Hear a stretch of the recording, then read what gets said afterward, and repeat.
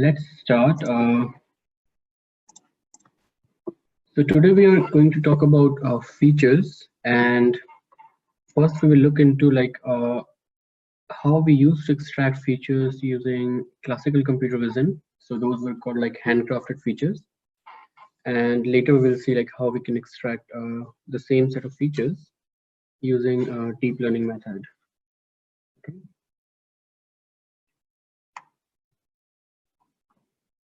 That will be like a short outline. We will see like what features are.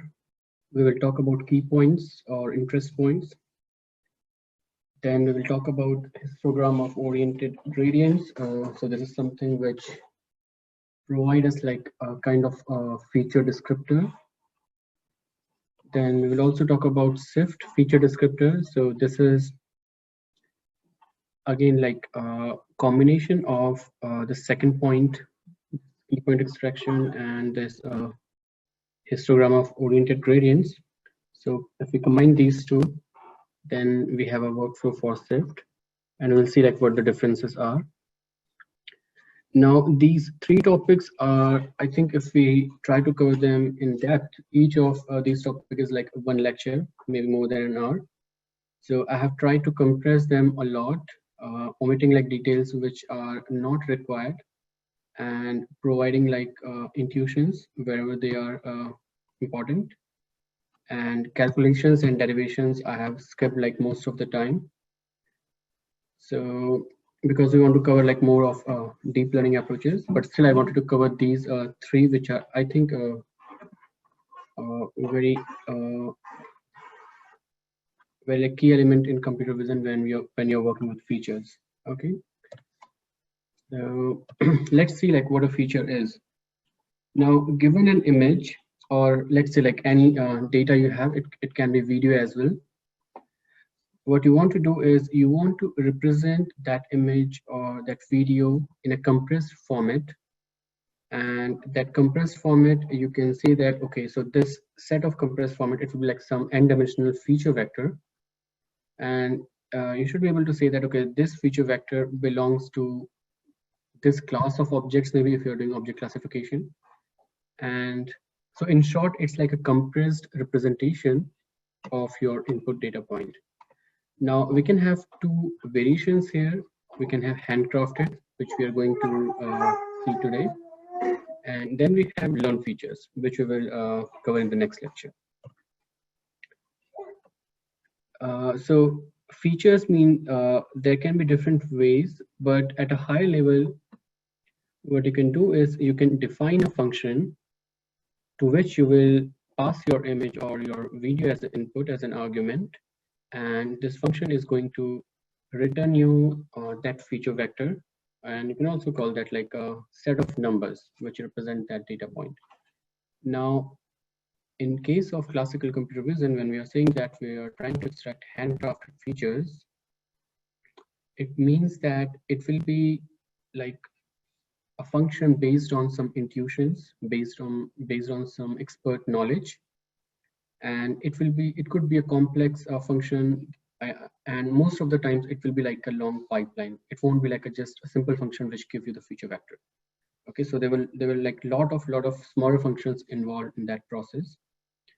And in case of learned features, this function will be your deep network architecture. So if it's a CNN, then the CNN architecture which you're defining. So you can describe that as a function. Now, when you're using handcrafted features, we also call that feature engineering.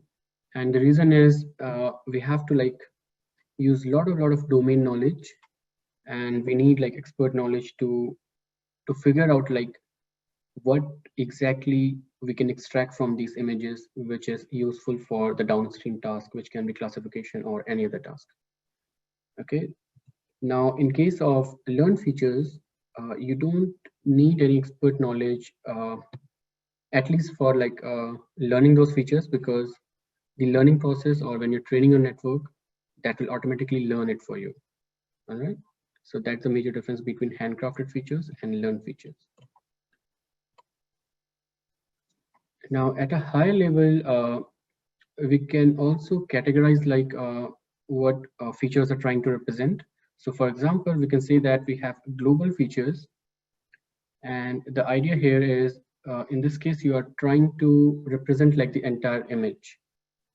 So for example, if you are using this whole image to extract some set of features, then those features will be like your global features. All right. Similarly, you can have region-based features. And the idea here is, instead of using the full image as your function's input, you will pass like a smaller patch in this image. So a smaller region, you can also say that. So what you will do is you will extract features from this region. Okay. And ideally, what you can do is you can use the same function which you were using to extract features from this full image to extract features from this region as well. Now, the extreme to this hierarchy is local features, and the idea here is you will describe like a set of features for each pixel location. All right, so the same image, you have a block, and you are going to extract features for this pixel location.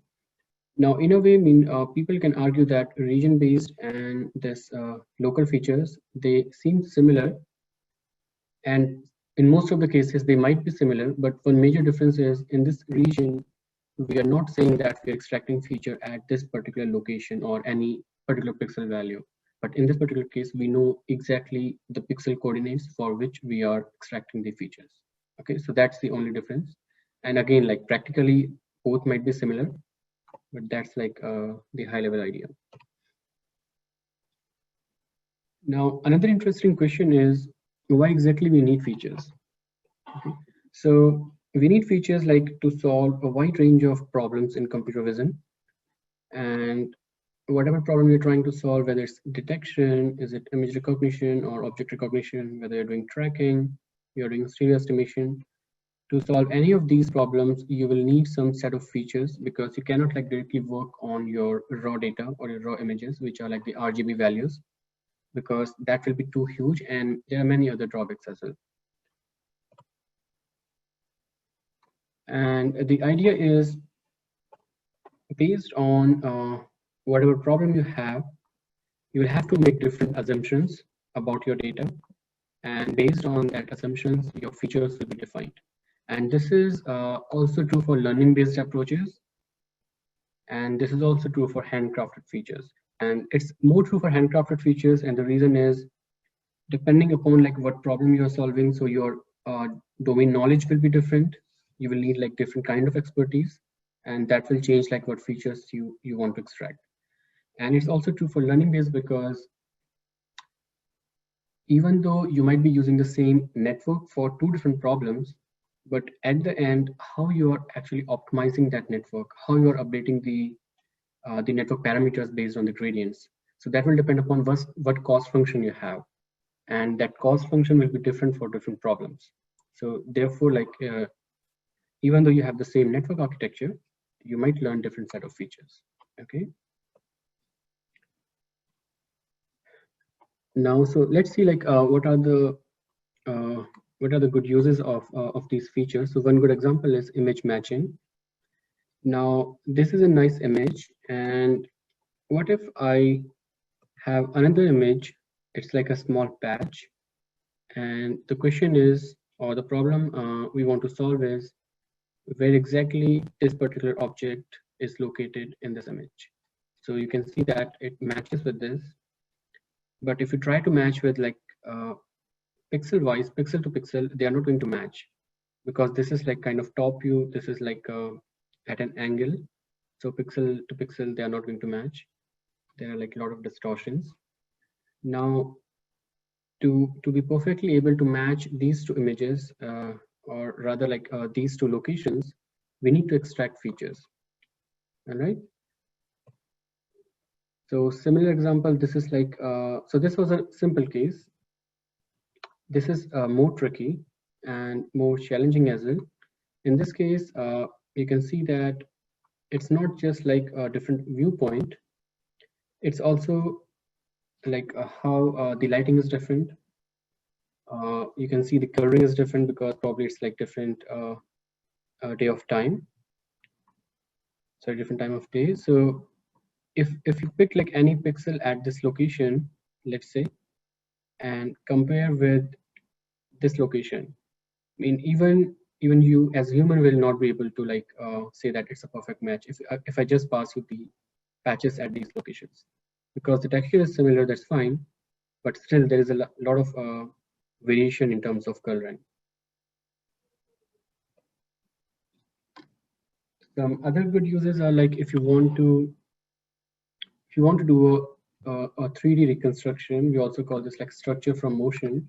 So for example, if you have lots of images of any particular, let's say, object in this case, and you know like from which location these images were captured, then can you try to build a 3D model of that particular object? So even for that case, like you will need features. And again, this is closely related to like matching, which we were discussing in the last slide. And again, it's a much harder problem. Another interesting application is panorama stitching. So the idea is if you have two different images of the same object, like slightly like different pan angle, then can you stitch these two images together to make like a bigger image? Okay, so in this case, I mean, you can do it because you know that this region here or this hill here, it's matching with this. So you can try to match these points, and probably from this point onwards, you will connect this image here. So, but if you want a computer to do it, then we'll have to perform this point-to-point matching, or you can say image matching. Okay. Now that was all about images, but we also need features for videos, and which is much more difficult. Now let's see what can be like a possible solution. So if we try to extract like some kind of key points, in this case you can see that these are also joint points. If you look at the skeleton of this person, so these are joint angles, and if you just plot those joint angles, and you can see that you can kindly get a rough estimate. Yeah, this could be a person standing and walking here.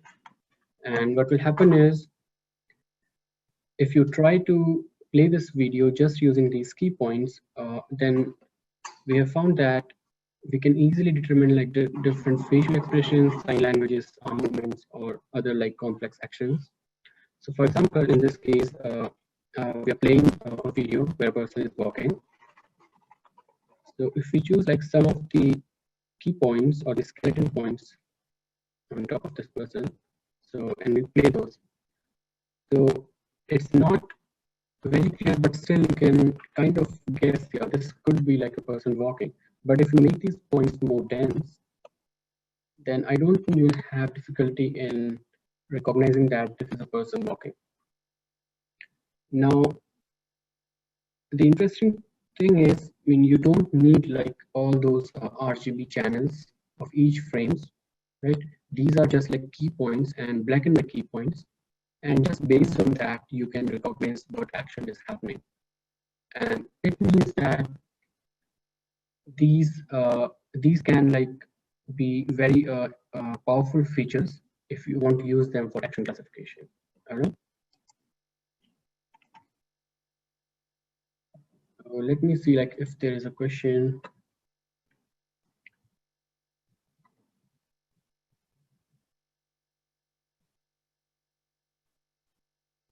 Okay, so is it like for everyone or? Now it's fine. Seems to be fixed now, but I think like a minute ago it was breaking a lot.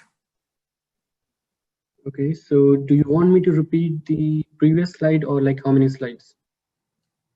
I think probably the last slide was not so clear. Is it clear now or should I try to fix it? It sounds fine. Okay, sorry about that. So let me go to the previous slide. Okay, so what I was talking about is if you want to extract some features for videos, and we were only trying to focus on some of the key points in each frame. And then the idea was like we can use only these key points to perform different tasks or to solve different problems. And we have found that just using these key points can solve like facial expression recognition or sign language cognition. We can identify like movements, and we can also like we can also detect many complex body actions.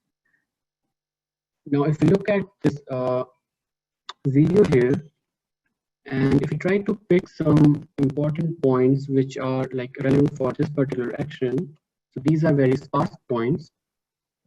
Doctor, it's breaking again.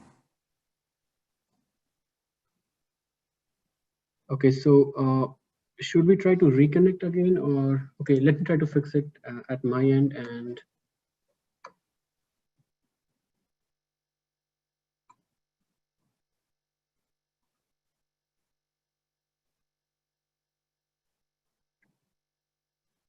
okay, it could be the video. So let me quickly recap this slide, and we will see like if it's fixed in the next slide. Okay, so then if we take like denser points like this, then the idea is like if we just watch these key points moving in the time domain, then we can easily recognize that this is a person walking. And the idea here is that you don't need too many information like you have in every frame. You have too many pixels. In each pixel, you have RGB values. So if you can extract these points, which are important for this particular action, then you can perform your task. For example, in this case, it's action classification. So the idea is you want to extract these such relevant features, and depending upon your task, we will see like how we can do that. Okay, how about now? Is the sound quality better now? It's better. It's only happening when the animation starts. Yeah, probably with the animation, there might be some bandwidth issue. Sorry about that. Yeah. Probably I should not include any animations on the slides. Okay, great. So before we talk about like how to extract these features, let's talk about like what should be the characteristics of good features. And one important thing is like distinctiveness.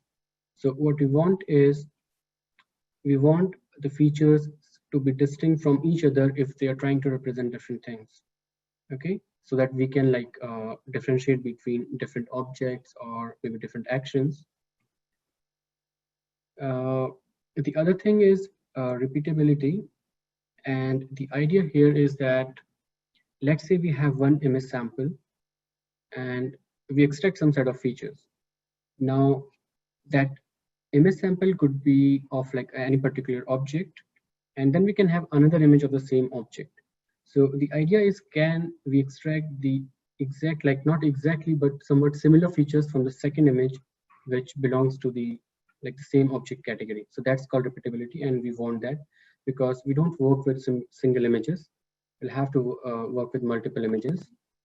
And this is, I think, the most important property, which is compactness and efficiency, because we don't want to use like all the pixel values as our features.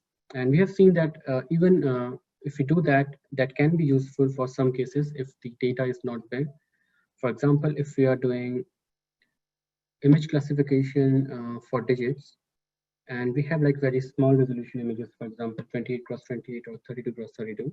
So in that case, we saw like we can just build a small neural network and do image classification. So it's not that we can't use image pixels, but if we talk about practical issues, then they are not useful. Okay, so let's talk a bit more about compactness and efficiency. So that's why the reason is like we want the representation to be as small as possible, and if it's smaller, then like operating on that or doing computation on top of that will be very fast. And the independence was because we want that if we have just one image, we should be able to extract the features. We should not have the dependency that we need, like, let's say 10 images to extract some set of features. Because it could be like during test time, we have one image and we have to test it with which object is present. But then if you have this requirement that you need like 10 images to extract the features, then that's not like a good solution. Okay, so these points we covered. Now, so yeah, those were the properties which we want in our features.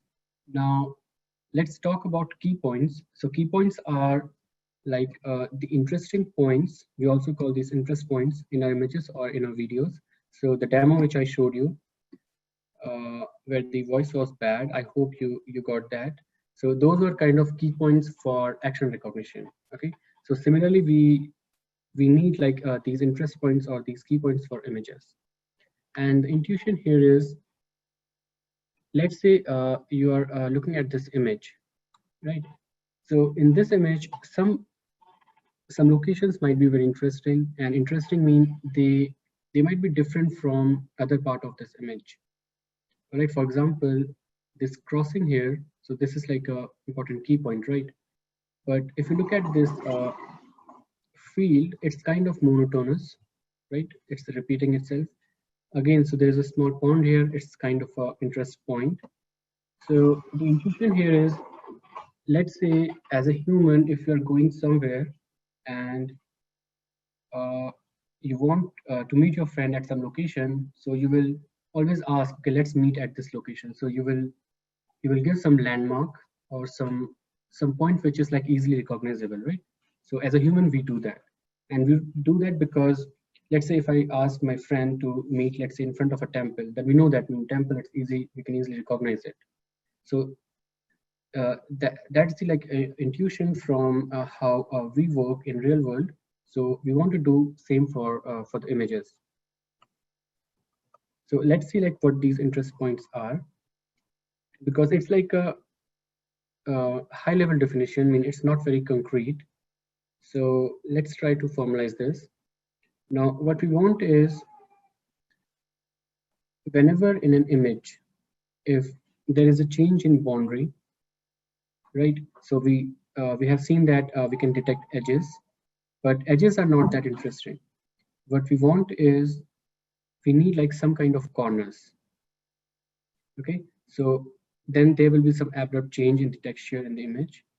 For example, if you look at this particular plot here, so at this location, you can see that edges coming from this direction and edges coming from this direction. So it's kind of a corner, and this is like a very interesting point in this particular plot, right? If you compare with other points, for example, this one, it's not interesting because you have many such other points as well here. So you cannot distinguish this point from this point. So this is kind of unique. Now, another example is, it's not just always intersection of two edges, it could be intersection of multiple edges. So in this case, you have an edge over here, then again edges in this direction, and again in this one. So this is also an interesting point. So what I'm trying to say is, if we can detect corners in our images, then we can represent those corners as interesting points. For example, if you, so this is like just an image simulation, and we have some random objects here.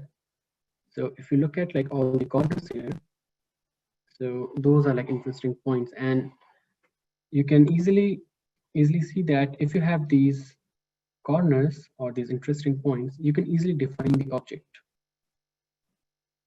So these are not that interesting, but again, these are corners, it's fine. But in this case, wherever you have like edge crossings, then if you just consider those points, you can easily see that this is kind of a triangle, or this is kind of a rectangle. Okay. Now that was like a simulated image, but if you look at a real world image, even in that case, you can see that if you just look at corners, those will be your interesting points. Okay, so this is like showing all the corners in this image. So in this house, you can see that we don't have a lot of corners in this window region we have, but in tree we have lot many in comparison to this house. Okay, so that was interesting points based on just corners in the images.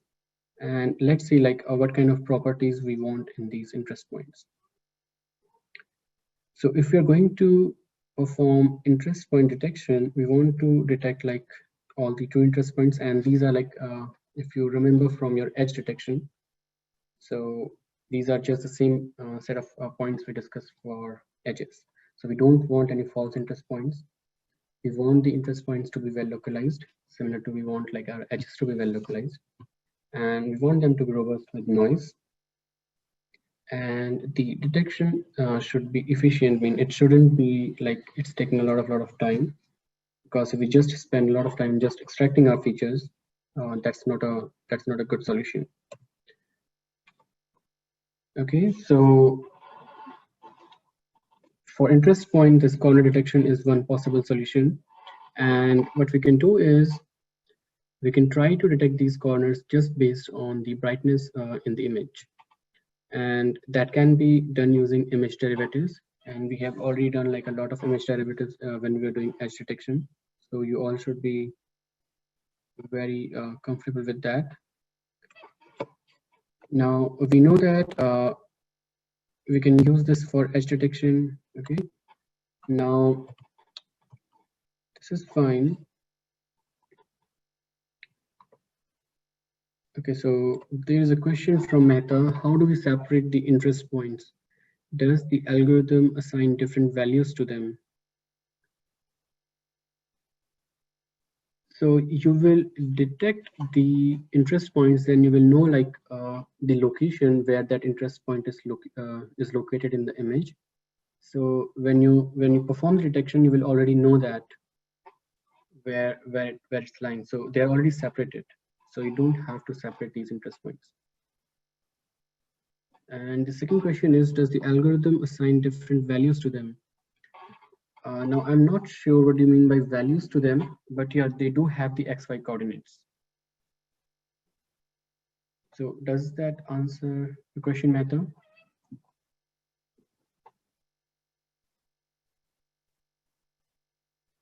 Okay, we can't hear you. I hope that should be fine. All right, so let's try to figure out like some other interesting points about these key points. For example, we have this image. Now, if I rotate this image by certain angle, okay, and now one of the property which we discussed was like it should be repeatable and it should be distinctive, right?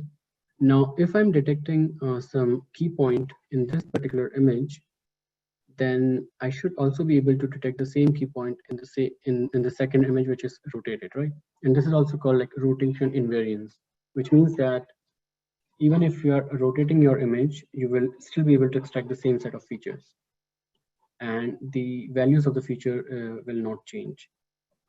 Okay, so let's see uh, let's see how we can do that. So if this is like the first image, and these are, let's say, the interesting points, these are marked by crosses, and if I rotate this, we are still able to detect the same key points. Okay, so in this case, these were A1, A2, A3. In this case, these are B1, B2, B3, and these are corresponding points. And you can see that the location of these key points are different in these two images. Okay, now what we do is we draw a bounding box, or we draw a region around each key point. All right, so let's consider just this particular point A2 and B2. Okay, and then we'll have to extract some set of features from this region. Okay, and we'll have to do the normalization, and the reason for that is, in this case, you can see that this region is this square box is smaller when you compare this with this square box, which means that this was like the enlarged version of this particular image. Okay, and that's why we need to do normalization. So if you extract this patch here and extract this patch here, you will have to do this rotation. then they are exactly matching. So if you can do that, it means that your whatever method you used for this key point detection and this feature extraction, that was like rotation and scale invariant. Then what you do is from this region, you extract a descriptor or a set of features, and you use the same function to extract features from this particular region. And the idea is these two should be almost similar if they are like the same key points. Okay, so this is like key point matching if we have a pair of images. And the idea is like the distance between these two should be less than some threshold, which you can set based on like your experiments. All right, so let's see like one corner detector. This is called like Harris corner detector. And the idea here is to use like smaller windows to recognize the corners. And what we want to do is we want to shift that window around that center point or around that corner point. And if you observe that the intensity values in that particular region, they are changing significantly, that will indicate that a corner is present. Okay, we'll come to that. And this way we will be able to localize the key points and understand different shapes. So for example, if this is an image and we have this corner here, okay, so what we will do is we will use this window and we will try to move around center. It will be centered around like the center of the square. So we will move around in this location, and if the intensity is changing, it will mean that a corner is present. But if the intensity is not changing, then we'll see that a corner is not present. Okay, so the basic idea is we'll have to use small windows, and we'll have to shift that window in around that region in any particular direction. And if it's giving like a change in intensity, that will tell us that a corner is present. So let's see like how that works. So if we have this image, we have this window. Okay, so right now the intensity is all black in this particular region. Okay, now if we move this window in any direction, like if you can move it to top, to the right, to the left, or to the bottom, or in at any angle as well, so still like the intensity will be, all the pixels will be black, right? So wherever you go, your intensity is not changing. It means that a corner is not present, and which is kind of true because this is like a flat region, right? Now let's see if we have an edge. So in this case, you can see that if we move this window in the X direction, then of course the intensity is going to change. Okay, because if it's moved inside like the black region, then it will increase. But if you observe, like if we move this window along the edge, so in that case, the intensity is not going to change. All right. Now let's see a corner. So this is a corner. Now the same window here, if we move to the right, then again the black region is increasing, the intensity will change. If you move to the left, then again the white region is increasing, black is decreasing, intensity is changing. Again, if you move to the top, same thing will happen. So irrespective of the direction you move this window, your intensity is always going to change. Okay, so that's the basic idea, and we're going to use this idea to detect corners in our images. So before we move on, so this is clear to everyone, right? Because this is the main idea which will be used. Okay, great. Now, so what can be like the simplest way to perform this corner detection? We can simply do like some kind of template matching. All right. So let's say we have a corner like this. Okay, so we can have this template, and if we use this template as a kernel over the image, then if there is an edge like this, so we'll be able to detect it, right? So we know from correlation and convolution which you covered when we're doing filtering and edge detection. All right. So whatever shape we want to recognize, if we use that shape as a kernel, then we get like very high response. And if that shape is not present in the input data, we'll get a very low response. So that's that we can use as a template matching. But what we'll have to do is we'll have to define like many templates for this. So that can be one kind of edge, but again, this could be other edge, like you can have 2 5s here, these to be -4s, and similarly you can have edge like this or edge like this. So 4 templates like this will work, and the edges can be the corners can be at an angle as well, something like this, right? Similarly, you can rotate this like, and you can get 4 other templates. So you'll have 8 such templates, and of course, like you can have bigger kernels, and this is just like a 45-degree angle, but you can have many discrete values as well. So this is one way. And okay, so this is like simple template matching. So if this region is matched, you will get a high response. That's also fine. We covered that. Summation of filter is 0. That's fine. We have to perform normalization so that it's robust to like intensity change. Now, if you revisit the lecture where we were trying to understand what correlation is. So for correlation, we have an image and we have a kernel, right? We can find correlation between these two using a simple formula, which is like just element-wise multiplication and this summation, right? And this you can also use for that template matching. Now, the idea of correlation was if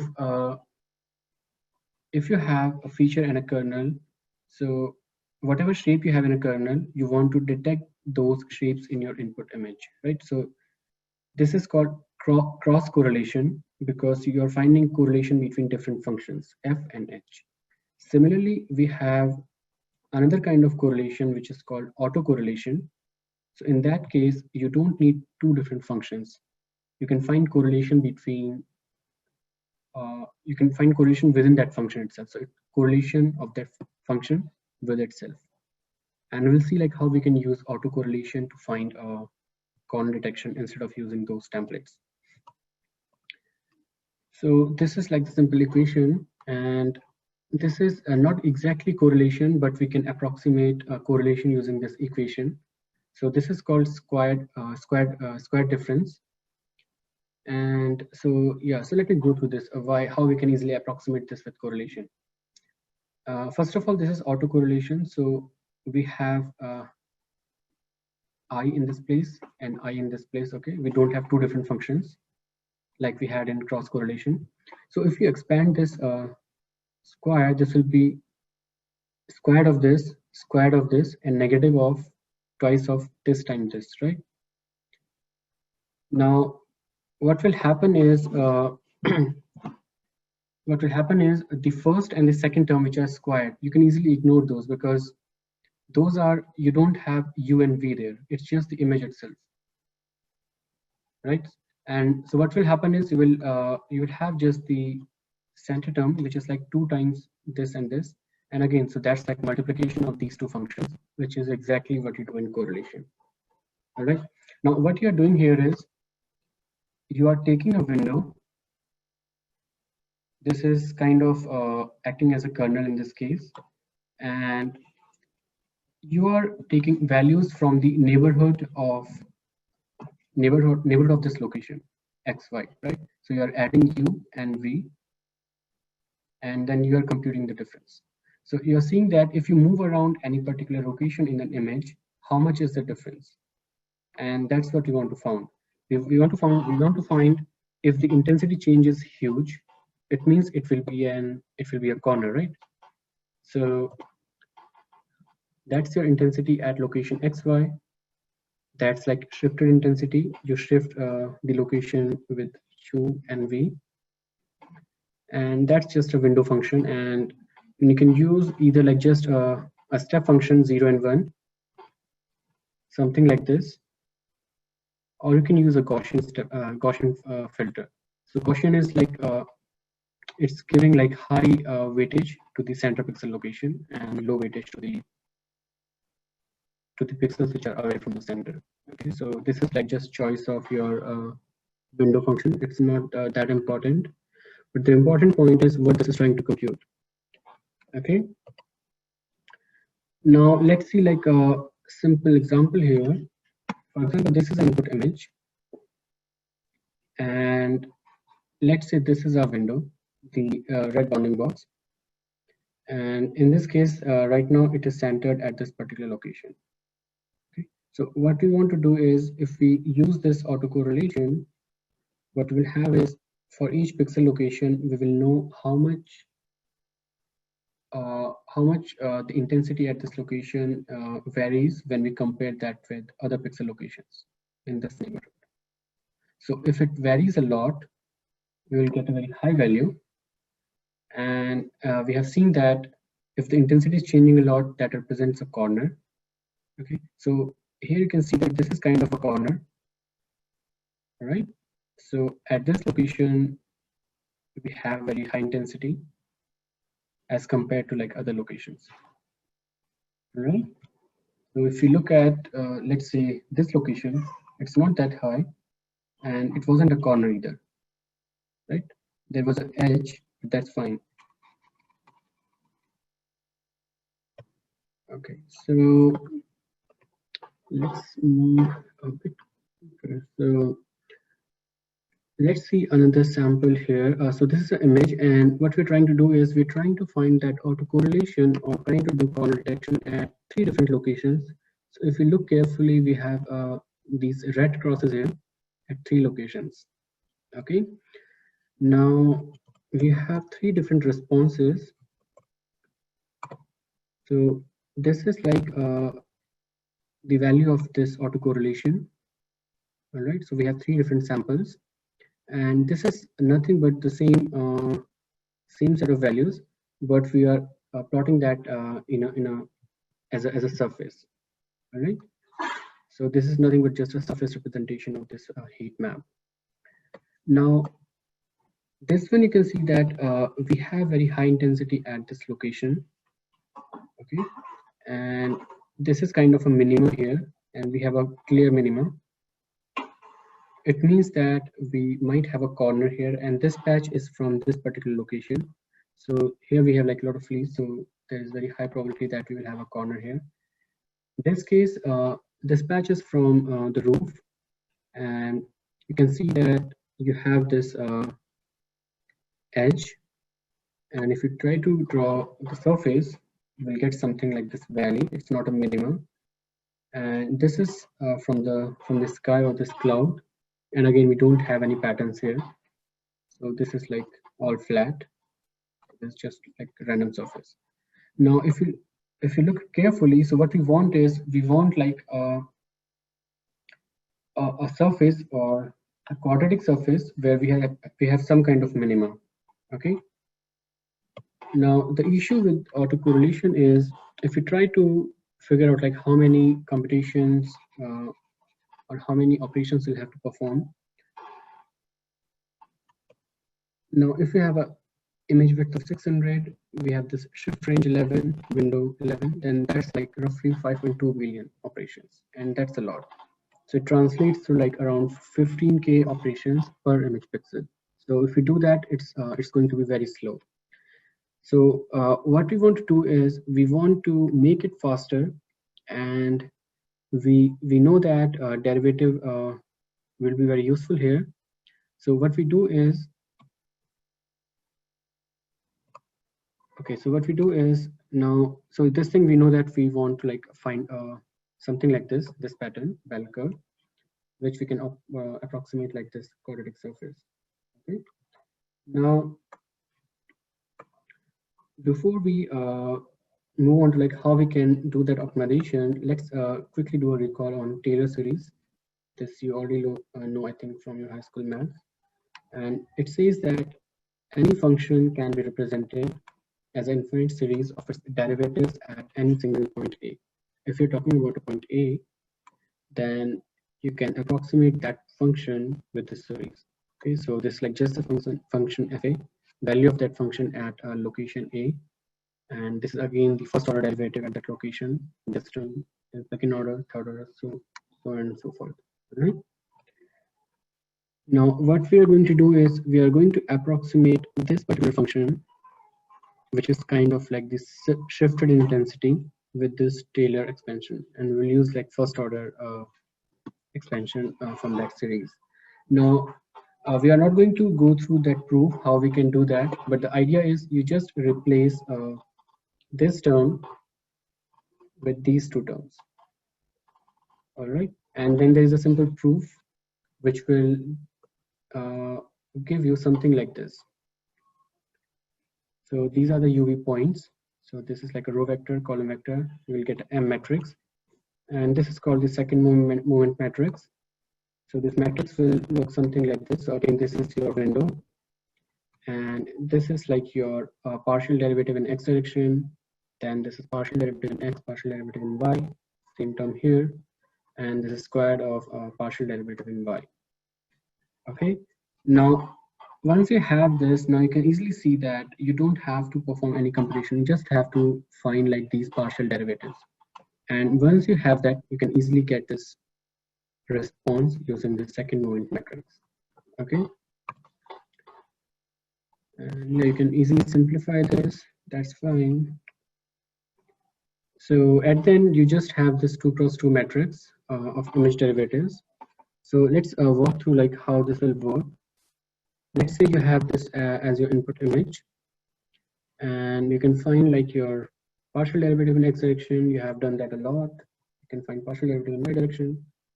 You can multiply these two, you will get something like this. So at this point, you can already see like you're kind of getting the corners, right? So in this particular rectangle, you already have those corners, and even in this case. But it's missing like if the shape is a bit complex, such as like circle, or if it's a polygon. Okay. Now, okay, so what we have to do is we have to compute this matrix M, and it's nothing but like a 2 by 2 matrix where you store like partial derivatives in x and y directions and multiplication of those two. And so using that matrix, what we do is we have a heuristic function which was like devised after a lot of experimentation by this author, which gives you like a good estimate of whether this particular pixel is corner or not. And again, if we try to go into depth, I think it will require a full lecture because it involves like it requires your all that eigenvectors, eigenvalues. So we are going to skip that, but I will show you that equation. And okay, so whatever score we get, we use some threshold to determine whether it's a corner or not. That's fine. And again, we use some kind of suppression as you did like for your edge detection. So this is nothing new. So let's see like the full process of this Harris corner detection. You have the input image. Okay. So for each pixel location, you will compute this M matrix, right? And for that, what we'll have to do is we'll have to perform these partial derivatives in x direction, y direction. You can get the squares. You can multiply these two. So these are like the components of your M matrix, right? Then you have to perform some Gaussian filtering. That's fine. Now to compute the corner, the heuristic I was talking about, that's the equation. And there is actually a nice explanation, but I'm sorry we don't have time for that. So you just compute like determinant of this M and trace of M, and it kinds of approximate like a good score if a pixel is corner or not. And that's kind of your final result. And you can just threshold it, perform non-maximum suppression. Those things are fine, similar to whatever you did for your edge detection. And that can give you like all the corners you have in your image. Okay. Let's see like one example. Just I think that's the last one. So that's the input image, and that's the response. Let's see based on the heuristics. Then you use the threshold, and then you perform non-maximal suppression. So these are then your key points or your corners. And if you show these points over these images, you can easily see that how the background is like completely ignored. And wherever like we don't have some texture information, we don't detect any points there.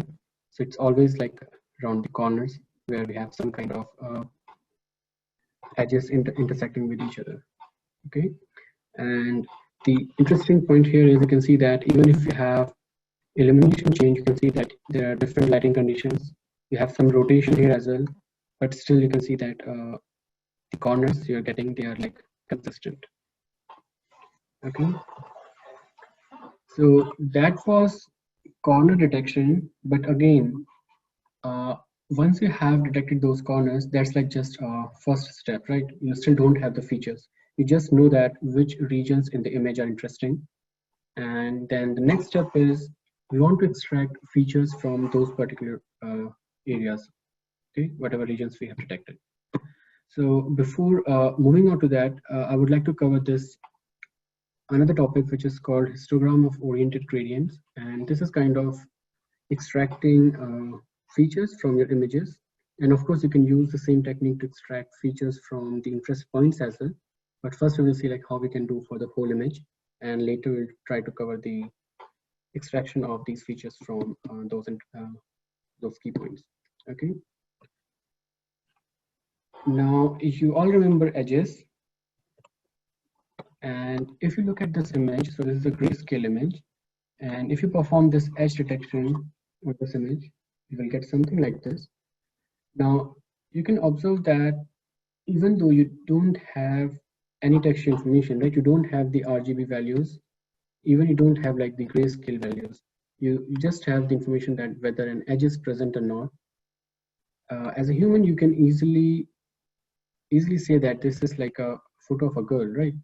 Which means that edge already has like a lot of information which you can use for a lot of problems, right? For example, if you want to detect whether a person is present or not, we can easily use these edges to do that. And that's what we are going to do in a histogram of oriented gradients. We are going to use these edges or the gradients because we determine these edges based on gradients, right? So we want to develop like histograms using those gradients, and we'll see like how we can extract features using that. Okay, so originally this, I think there's a paper from CVPR 2005, and this was proposed to just perform person detection, whether you have a person in an image or not. You want to detect that, and but it has been heavily used like many other problems, object recognition and all that, because these features were really good. So just a quick revisit to histogram. So you all know that, for example, if you have an image, you can easily create a histogram for this image based on certain bins. So for example, the bins in this case are just the values which are present in this image. Okay, and what we are going to do is, if a 0 is present, we will just add that 0 to this particular bin, and eventually what we're doing is we're trying to get a count of how many zeros are present in this particular image. For example, we have 1, 2, 3, 4, 5 zeros, so that will be your value at this particular bin. Similarly, we have 6 ones, and we don't have 3, so it's 0. So that's called a histogram, and we have seen that. So let me quickly move on. This is again like a histogram of an image where we have a grayscale image, and for each grayscale value we are trying to see like how many pixels we have which has like this particular gray value. Okay, so that's the histogram, and we're going to we'll use that when we define our HOG descriptor.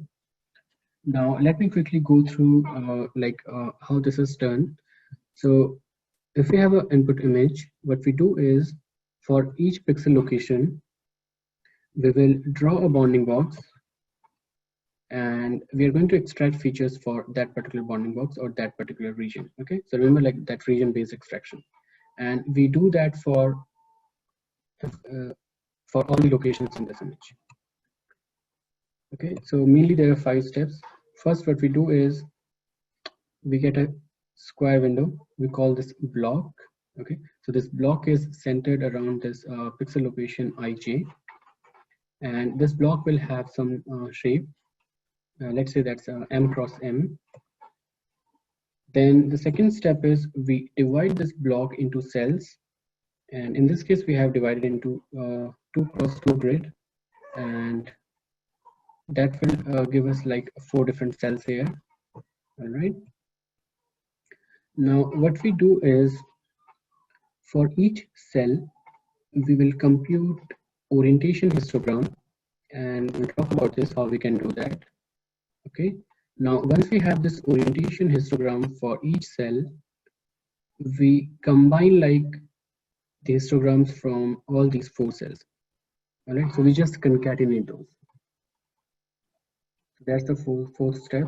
The final step is like we want to normalize the values, and for normalization, whatever feature vector we got after concatenation, let's say it's v, so we can just divide it by Euclidean norm. So that's like the first option.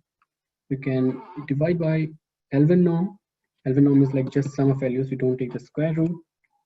And this is more interesting, and we will talk about this why. So we divide v by the Euclidean norm, and in the resulting vector, what we do is all the values in the vector which are greater than 0.2, we just make them 0.2. Okay, and then we normalize it again using Euclidean norm. And the idea here is if there is like a lot of intensity variation, it could be due to lighting or any other reason, so it's going to take care of that. So if we have like some pixels or intensities at some pixels which are too high, so we are just clipping them to normalize with like other pixel values we have. Okay, now so yeah, I mean that's fine. So this 0.2 is also like it was experimentally determined based on like what parameter worked best for whatever data set like which were used by this researcher, and he might have tried like multiple values.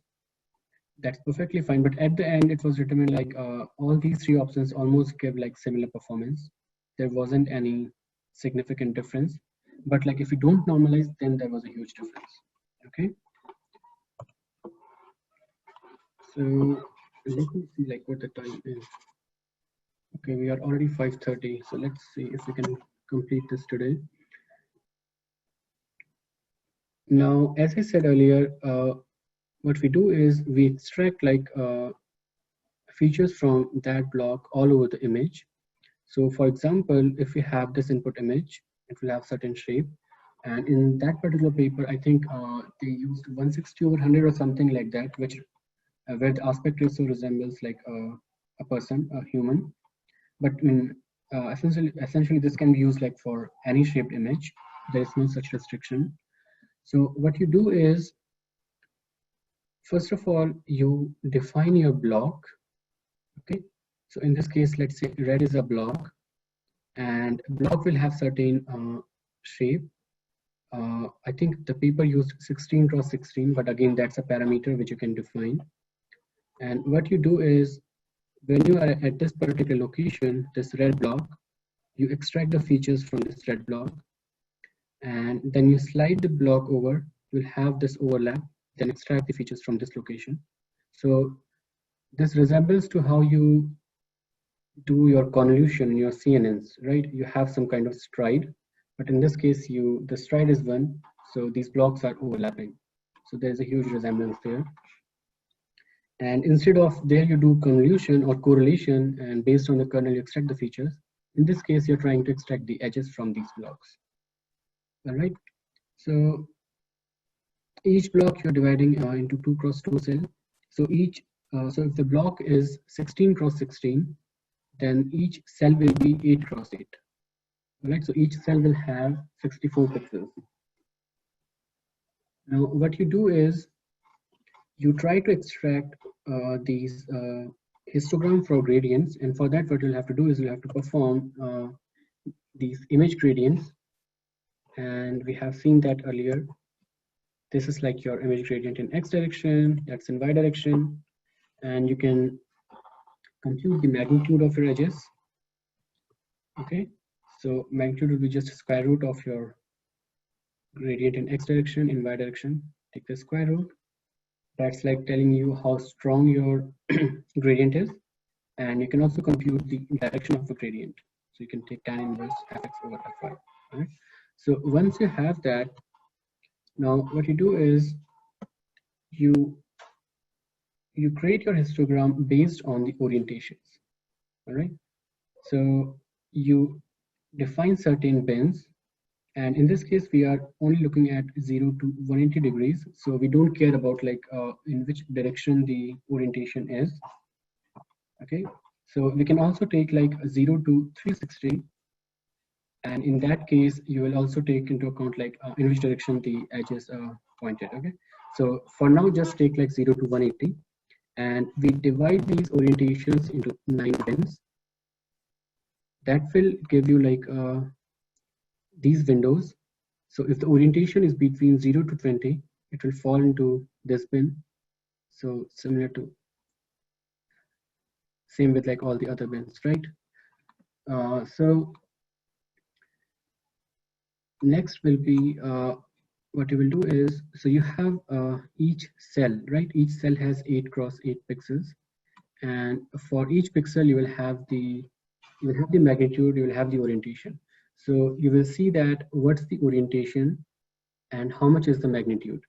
So based on the orientation, that pixel will fall in one of these bins. Okay, and what you will add is will add the magnitude. So earlier in the histogram, you saw that you just count the number of pixels, right? So you don't count like the number of pixels, you use the magnitude of that orientation as a contribution. So for example, if a pixel is like has orientation of 20, okay, so it's 20 degrees, and the magnitude is, let's say, 100. So 100 will be added to this particular bin of 20. All right. And let's say another pixel you have, which is also 20, and that has a magnitude of 10. So you will just add that 10 to that 100, that will be 110. Okay, so you keep adding on top of whatever you have.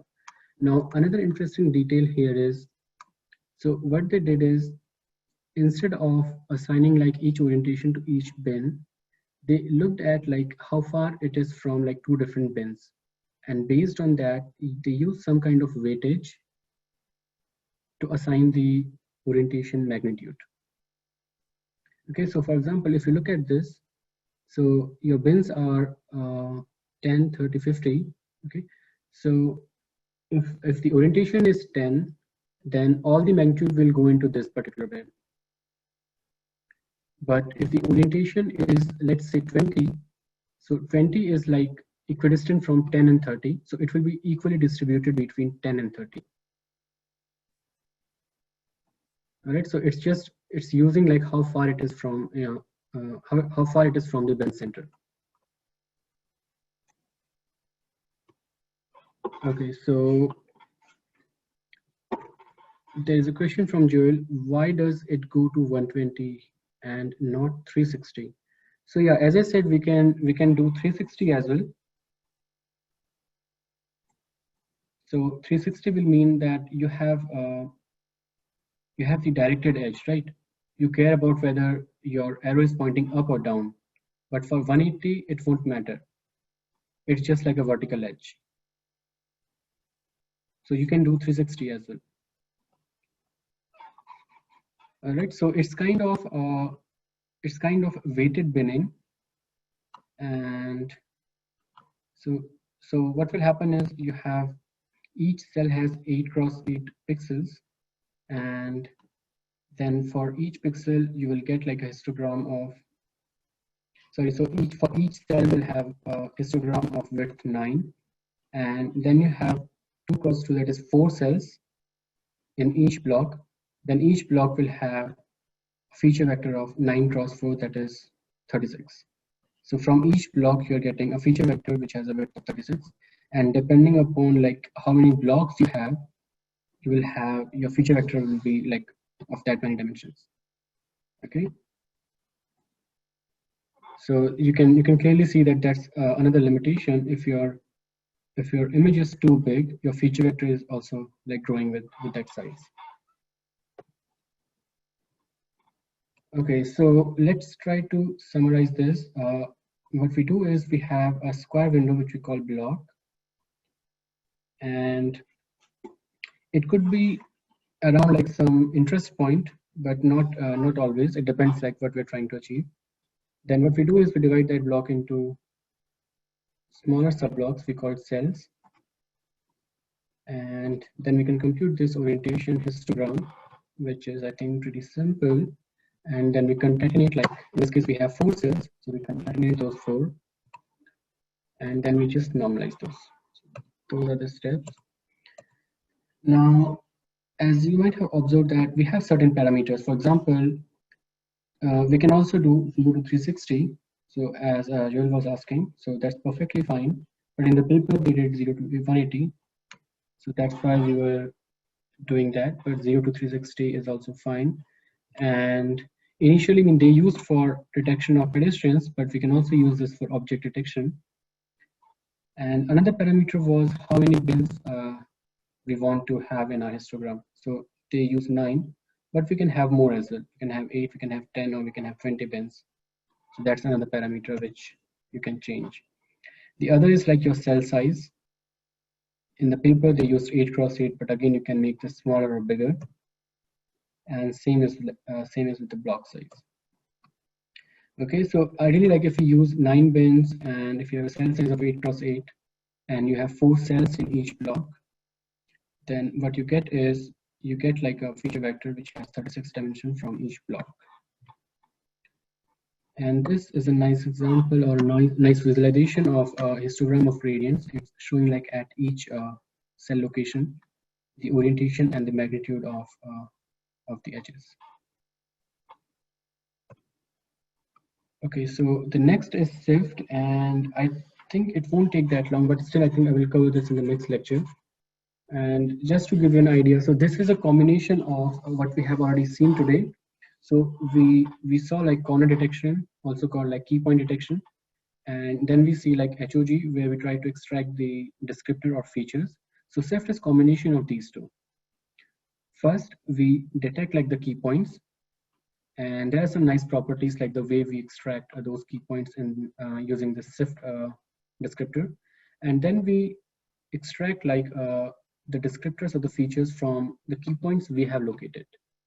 And that process is, I think, almost similar to what we saw in HOG. There are some minor differences that we will see. Okay, so I think we can end it here. If you have any questions, we can take that.